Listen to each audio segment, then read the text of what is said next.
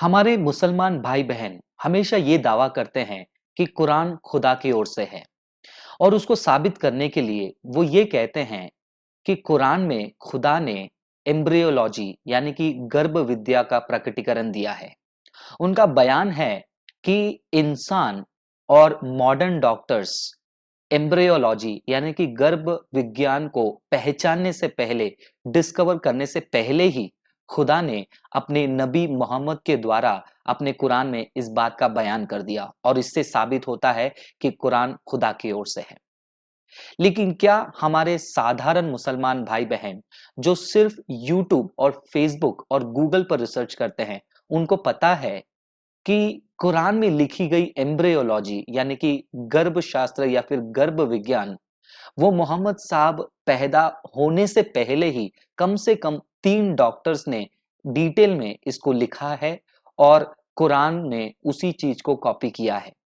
सबसे पहला एक ग्रीक डॉक्टर हुआ करते थे, यूनानी डॉक्टर हुआ करते थे जिनका नाम था गालिन, जो मोहम्मद साहब के कई साल पहले जिया करते थे। 150वीं ईस्वी में वो रहते थे। उन्होंने एम्ब्रियोलॉजी यानी कि गर्भ विज्ञान के बारे में किताब लिखी और डॉक्यूमेंट्स लिखी। दूसरा, उसी ईस्वी में 150वीं ईस्वी में एक यहूदी डॉक्टर भी हुआ करते थे जिनका नाम था शमूएल हा यहूदी। इन्होंने भी जो है एम्ब्रियोलॉजी यानी कि गर्भ विज्ञान के बारे में लिखा था।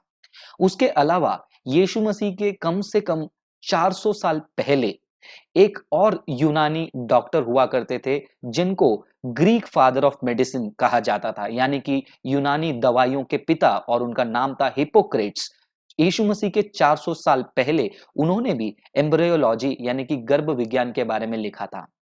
अभी सवाल ये पैदा होता है, जब मोहम्मद साहब के पहले ही कम से कम 3 बड़े-बड़े डॉक्टरों ने एम्ब्रियोलॉजी यानी कि गर्भ विज्ञान के बारे में लिख के रखा है, तो क्या हमारे मुसलमान भाई-बहन ये बयान करना छोड़ देंगे कि कुरान खुदा से आई है, उसका एक सबूत है एम्ब्रियोलॉजी? अगर हाँ, तो अच्छी बात है। अगर वो इस बयान में डटे रहना चाहते हैं, तो ये मेरा अहम सवाल, सीरियस क्वेश्चन उन सभी भाई-बहनों से है कि आप कुरान में से कोई एक ऐसा इंफॉर्मेशन दिखा दीजिए एम्ब्रियोलॉजी का या फिर गर्भ विज्ञान का, जो मोहम्मद साहब पैदा होने से पहले इन तीनों डॉक्टरों ने नहीं लिखी हो। कुरान में से एक ऐसे नए विज्ञान को एम्ब्रियोलॉजी से रिलेटेड दिखा दीजिए, एक प्रोसेस को दिखा दीजिए जो ये 3 डॉक्टरों ने मोहम्मद साहब के कम से कम 600-700 साल पहले, 900 साल पहले इन बातों को नहीं लिखी हो। ये एक अहम सवाल, सीरियस क्वेश्चन है।